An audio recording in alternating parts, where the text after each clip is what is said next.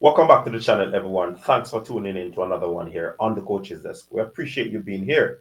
Now, in this video, I'm going to make a comparison between the 400 meters that Oblique Seville ran last year in comparison to the one that he ran last evening. And it is a significant difference in my eyes, because the difference would have been 44 47.44 and 47.04, which is a 0.40 second difference. So that tells me that Oblique has improved.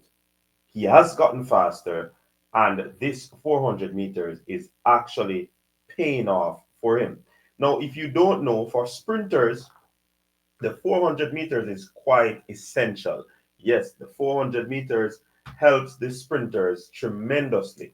In what way does it help them? Endurance and stamina, which is very critical as a shorter sprinter. Of course, you know the 400 is a longer sprint. So essentially, it will give them that sustained effort that they need in order to compete or complete the 100 meters. Right? So it is very integral part of their training. Also, it gives them a sense of a mental toughness. And we hear about Oblique not being able to, handle the pressure of the competitions.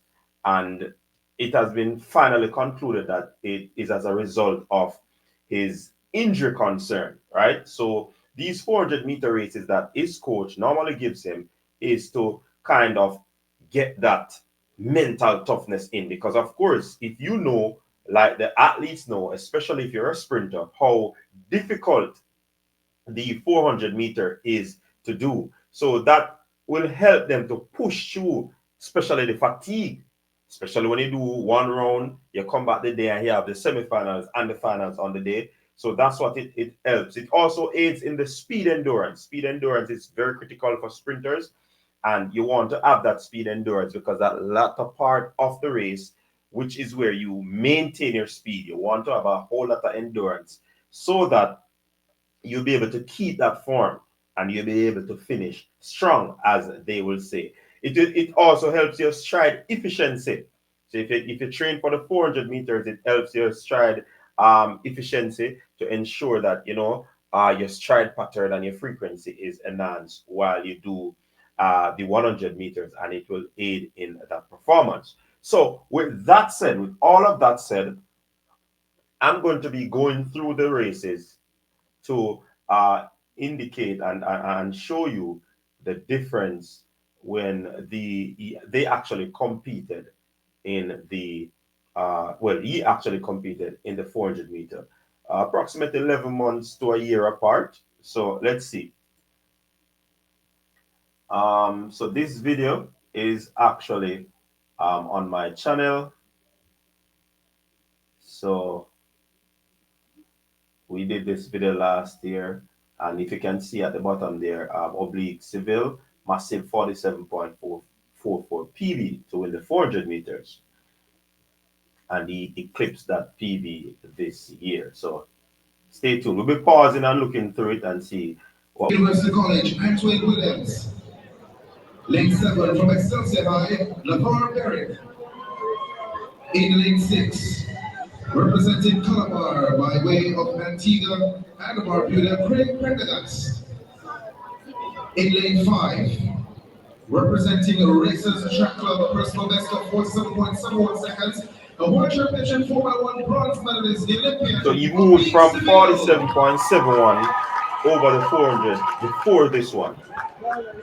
In lane 3, at the end of this one, he ran 47.44. So that was another improvement. From Titans International, right? And with this race, folks, let's see where he showed grit and determination.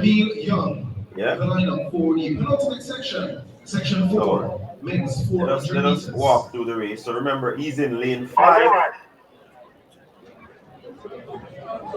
Okay, so pay attention to lane 5. Oblique Seville in this one.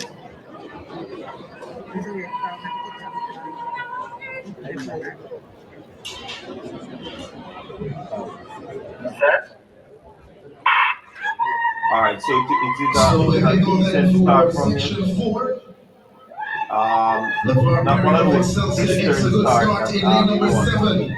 And as He you chased follow, by Prendergast of he Calabar. seems to be On on the par, inside, on Skerrit pace. of Titans International also there Um, as well. where he stands, he's in the middle of the track right now, Like at 200 and meters, 200 meters finalist to go. And you see, Skerrit he starts to pick up the begins pace. to close the stagger on Prendergast on the Starts to step outside. And young around that Derek of curve. Excelsior into the home stretch they come. It is Skerrit of Titans. So he was like about third at this part of the race, with about 100 meters to go.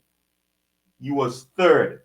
And this is where Oblique actually, kick in with that overdrive or speed endurance, many will call it.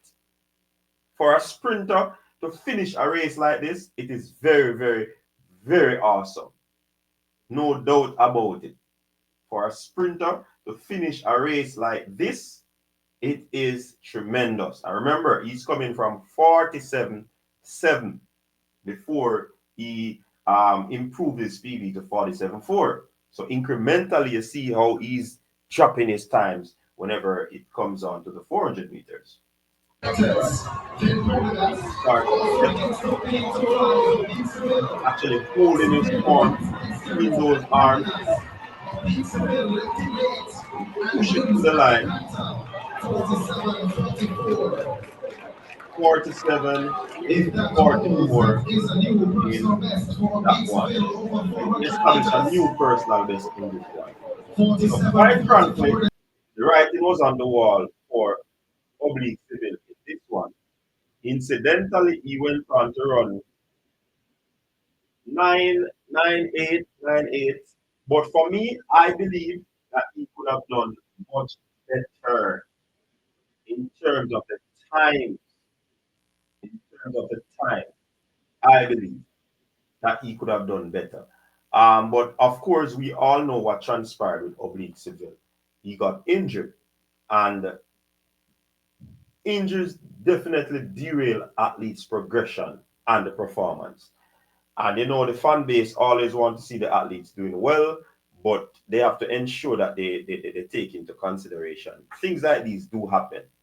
All right, so we looked at last year. Remember, he's coming from 47.4 and he moved over to 47.7, and he moved down to 47.4. Now, yesterday or last evening, he clocked 47. Oh, like I said earlier, he erased 0.40 seconds. That is significant. Last year when he ran that, man go 9.8. For to shave off so much similar time of the year, and with how he looks right now, he seems a little bit bulkier. That is telling me he has gotten stronger.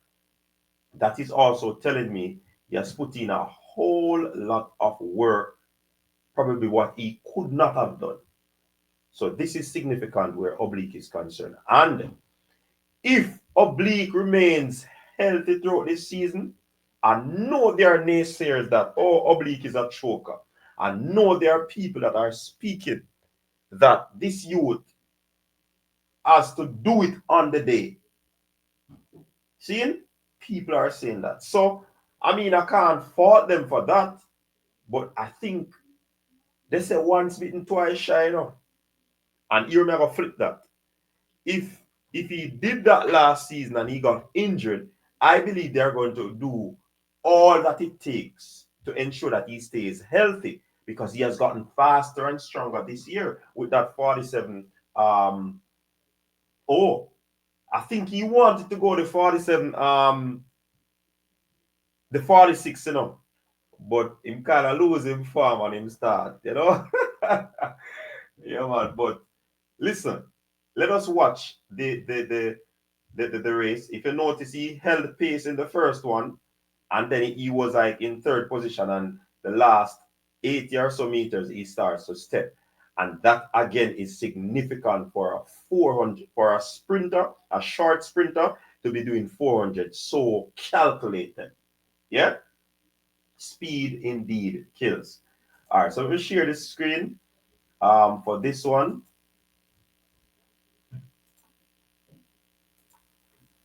So that we can actually make the comparison and see where he made the move for this one.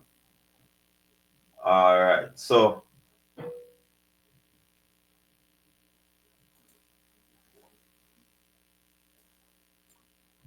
let's start this one. So they're off.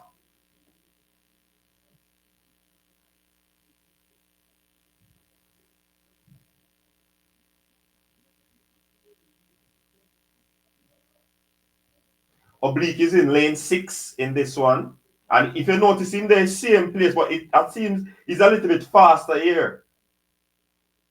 Let us run it back. To me, he got out of the blocks quicker in this one. He's in lane 6 in this one. Look, he got out a little bit faster in this one. Started to press. See? Following up on back stretch, quicker and fast. Sailing down the back stretch. Only legs. So momentum is taking. If you notice, he's not using a lot of arm movement in this one. And he's right up there. Brian Level is tracking him closely. But he has already taken the lead in this race before he reached 100 meters. See, he's already in the lead. Brian Level was close, but he started to step.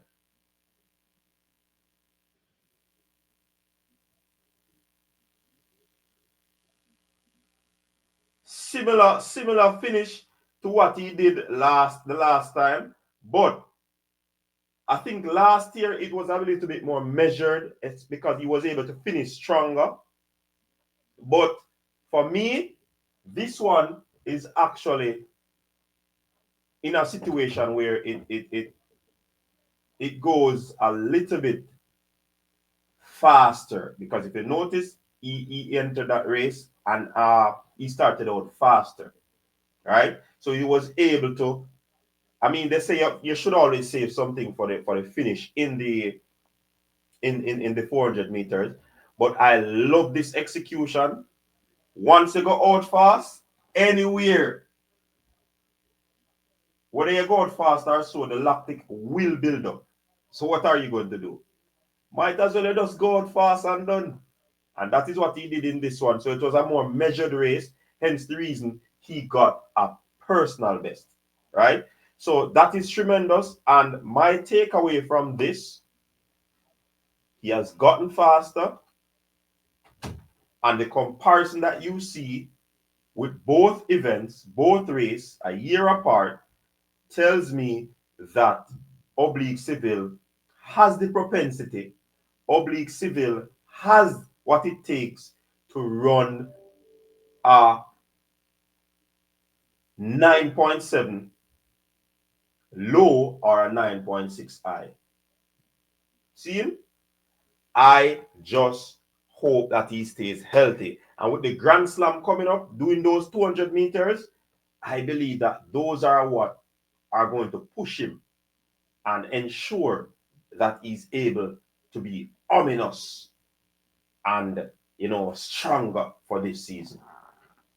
I don't know about you, but Oblique Seville will always be dangerous. Oblique Seville will always be an athlete that will actually.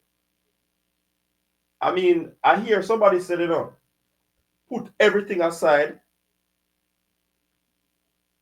Oblique Seville, when it comes down to pure sprinting, is the best overall, fastest overall. Put everything aside, all his failures, all his setbacks, all his hiccups, all his injuries. Do you agree with that statement? Is he the greatest sprinter right now in this era? But he has not achieved that by winning a title. I think there's something that is brewing this season. something that is brewing this season. And with this comparison, it tells me that he has an intention.